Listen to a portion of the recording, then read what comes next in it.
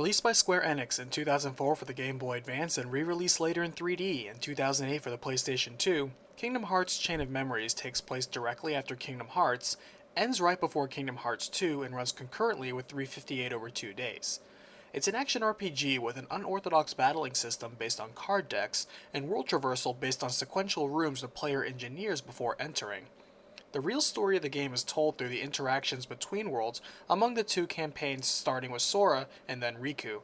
So let's cut this story down to size with a recapitation. Riku is still adrift in the realm of darkness, after closing the door to darkness at the end of Kingdom Hearts when a voice urges him to embrace the eternal sleep of darkness. Riku refuses, and a burst of light brings forth a card that the voice explains will bring him to the truth at the cost of great pain. Riku confidently accepts and is transported to the basement of Castle Oblivion. Facing his own run-through memories, Riku finds the voice belongs to Ansem, the portion of which still residing in his own heart left over from Riku's dark possession. Ansem urges Riku to come to the darkness again, to which Riku rejects the offer of power. Mickey's light interrupts their chat and tells Riku he'll be there to help Riku fight the darkness.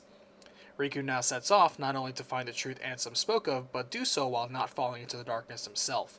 Ansem bides his time, but not before stirring the dark potential again in Riku's heart. Meanwhile, Riku's entrance is noted by Organization 13 members Zexion, Lexaeus, and Vexen. However, they mistake his presence for that of Ansem within him, which intrigues Vexen immensely. Progressing on, Mickey sends word to Riku that he is on his way. In the meanwhile, after chasing Pluto on the open road, Sora is visited by a man in a black coat who tells Sora that something important is up ahead, but in order to claim it, he must lose something important. The crew soon finds themselves before the doors of a large castle, and intuition seems to tell the group they'll find King Mickey and Riku inside, though Jiminy knows it's awfully suspicious they all have the same inkling at the same time. Shutting the door behind them, the previous man in a black coat approaches slowly, to which Donald attempts to fire off a warning shot with magic, however finds he's unable to cast anything. The man explains this is because the moment the trio entered the castle, they forgot every spell and ability they ever learned. He introduces this location as Castle Oblivion, where to lose is to gain and to gain is to lose, and states that here, memories take real form. To demonstrate, he scans Sora's memories and hands him a card to Traverse Town. Sora applies the reconstructed memory, and finds that while things are as he remembered it, the people and places are different based on how he remembers it. For instance, people he's met before do not recognize this as a memory, and some do not remember him at all. At this time, Zexion figures out it's truly Riku in the castle, noting that he somehow escaped the realm of darkness through a surge of dark power.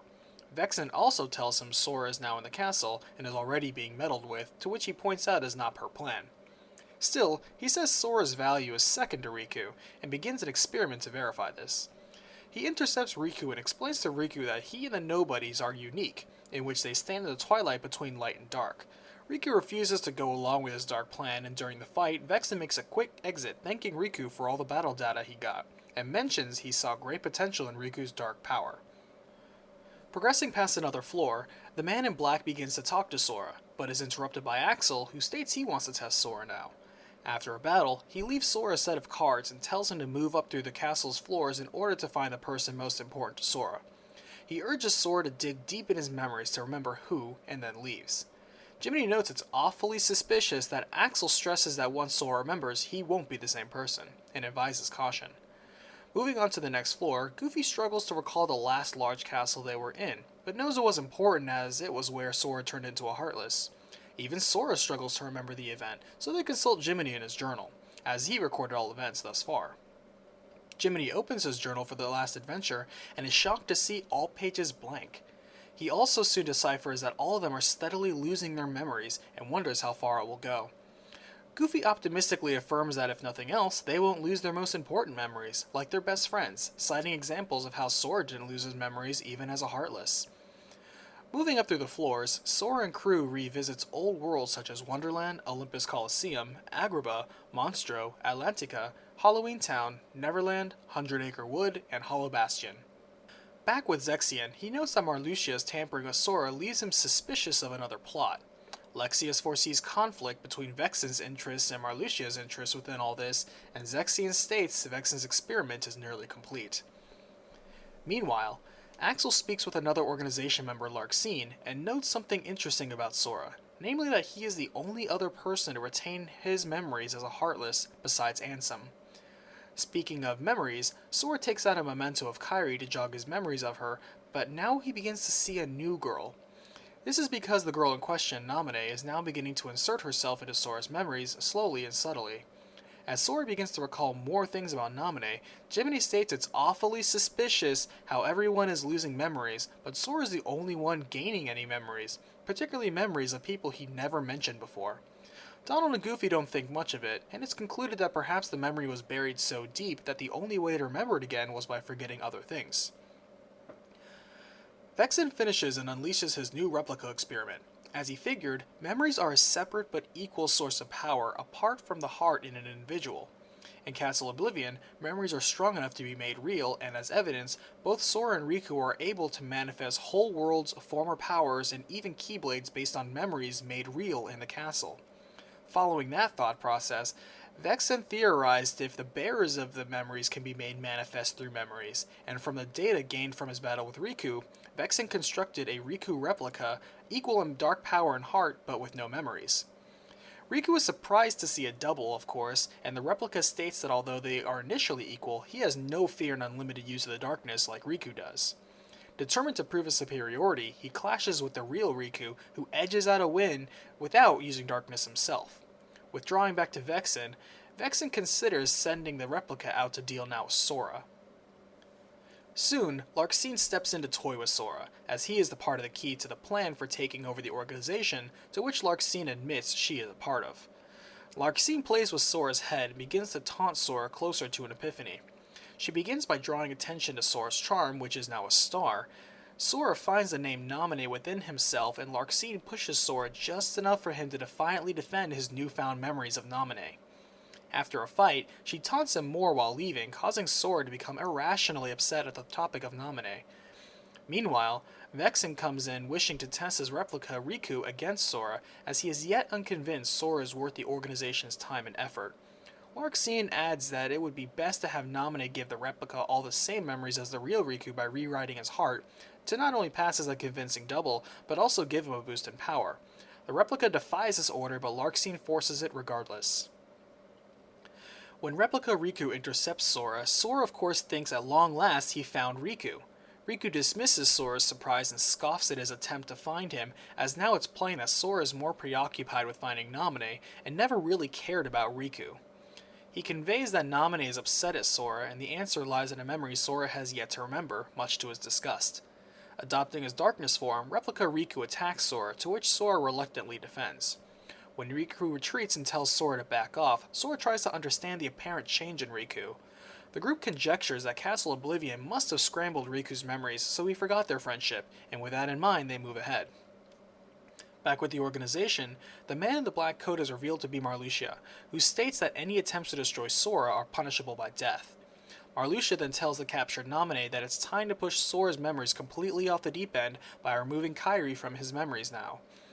Back with Sora, Jiminy warns that they have lost too much and may want to consider turning back, but Sora conveniently remembers a childhood promise to Naminé which warranted the keepsake. Vexen comes in and explains Sora should thank him for helping him find Riku, and Sora attacks Vexen on grounds of messing up Riku's memories. Upon retreating, Vexen leaves Sora with a card to Twilight Town, which he states contains memories of the other side of his heart. At the same time, unknown to Vexen, Marluxia has ordered Axel to kill him. Lexaeus now confronts Riku, who asks only once for Riku to open his heart completely to darkness.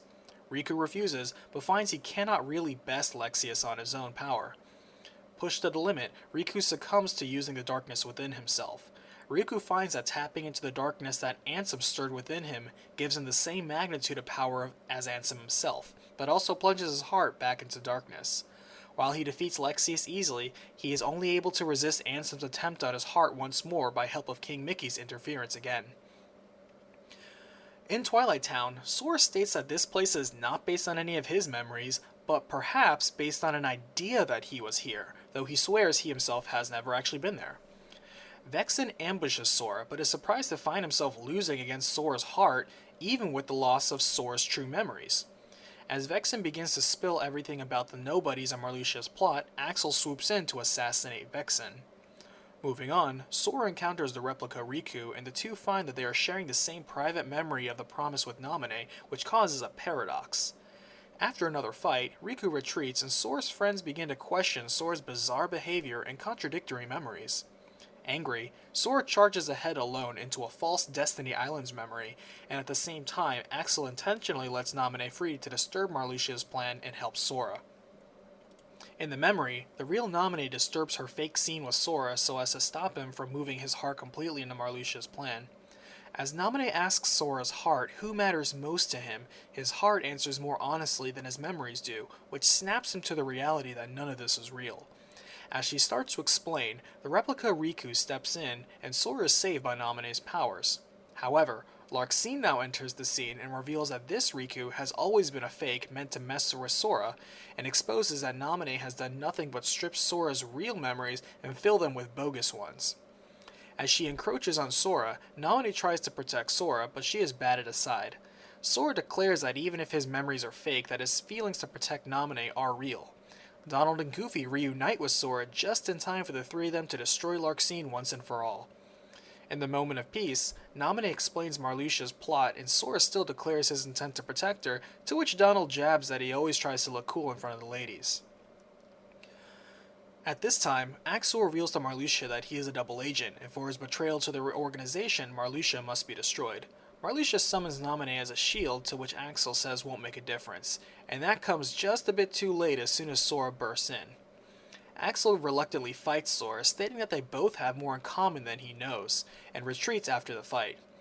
Traveling to Zexion, Axel asks about Riku's status, and Zexion replies that the original plan was to use Riku to dispose of the traitors. However, as Sora is hot on the trail of Marluxia, Riku is now just a very dangerous nuisance to them in the castle. In the room beyond, Replica Riku teams up with Sora to defeat the illusion of Marluxia, and not stopping there, Sora and friends advance to the final confrontation to end Marluxia and his twisted scheme. The shockwave of his defeat is felt even in the basement where Riku is. And to answer his question about the source, Zexion appears before Riku and informs him Sora just felled Marluxia. Riku is amazed to hear Sora is also in Castle Oblivion, and Zexion offers to reunite them, but warns Riku that Sora represents and uses light that is meant to destroy all darkness that Riku now represents and uses. Zexion now hands Riku a world card that unfolds to a Destiny Island that he says will be painful truth to Riku. As Riku explores in, he finds Sora, who turns his Keyblade to Riku, upset at his friend's descent into darkness. Riku puts up a poor retaliation and now finds himself drowning in light. In the light, he sees a vision of Kairi, who explains Riku can and should use the deep darkness within himself to guide himself out of the light, as his darkness is his own, and no one and no fear can control him. Riku understands now that he can now escape the deepest darkness and see through the brightest light. Now accepting his unique path, he beats away Zexion easily. After the battle with Marluxia, Sora tells the replica Riku that his feelings and memories are real to him, and the replica Riku walks away, admitting that Sora is a good guy after all. Next, Namine explains that their memories are not lost, just unlinked from each other, like a chain. Jiminy asks if their memories in Castle Oblivion must go before they get back their original memories, and Namine confirms this. After thinking about it, Sora asks to make himself like he was before, which Namine dishearteningly agrees to. She leads Sora and friends to a chamber in which they can sleep while she reconstructs their scattered chains of memories, and Sora brighteningly tells her that they won't forget to thank her even if they forget her now. After all, their next meeting will be for real, and then they can forge a true friendship. As the doors to the chamber close, Sora looks to his memento charm, and recalls now his forgotten friends and promise to Kairi before drifting into a deep sleep. Axel reunites with the wayward Riku replica, and once a wounded Zexion comes back, they are waiting. Wanting to embrace his own identity by destroying the original, the replica absorbs Zexion into himself and moves to hunt the real Riku. Riku, meanwhile, finds his last step into darkness gives Ansem yet another chance to seize his heart, but Mickey steps in to stop it again, but this time in person. Mickey hands Riku the card that led him to Castle Oblivion, and Riku uses that card to travel now to Twilight Town. An image of Ansem appears before him, but Riku detects it's not the real one. A character who calls himself Diz introduces himself to Riku, and cryptically tells him he is to meet Namine, then choose a path for himself before zipping away. In front of the mysterious mansion where Namine resides, the replica Riku finds real Riku. They exchange words as the replica is frustrated at his borrowed phony existence, and after the clash, the real Riku wins out. After he bids farewell to his replica, he finds Namine in the chamber asleep and recognizes her as the one who appeared as Kairi in his vision earlier. She explains Sora's situation and the choice he made for his memories, and now she asks Riku to choose a path regarding his heart. She has the power to seal away the memory of darkness in his heart, but Riku muses that he always chose the harder path, while Sora always did find a way to slack off. With support by Mickey and Diz, Riku chooses not to lock his heart away. Diz hands Riku and Mickey the same black coats the organization wears, which by wearing, confers a few useful abilities. The first is preventing detection and making it very difficult to be tracked. The second is to protect them, as they can now use the Realm of Darkness, using it with the same dark corridors that the organization uses to get around. Riku now manifests Ansem into reality based on the memory in his heart and does battle with him on his own terms. After a clash of memories and hearts, Riku proves he can conquer the darkness in his own heart. Riku leaves Castle Oblivion with Mickey in order to train himself with the newfound road he now walks. As he passes on by Diz, he must now not only watch over Sora as he sleeps, but learn to master how to walk the thin line of twilight between light and dark. In the end, internal power struggles within Organization 13 has resulted in 5 of its 13 members destroyed, with Riku and Sora having been pawns in the power play and experiencing gains and losses of their own. Kingdom Hearts' Chain of Memories concludes with scenes of a boy named Roxas in Twilight Town, which foretells the intro to Kingdom Hearts 2.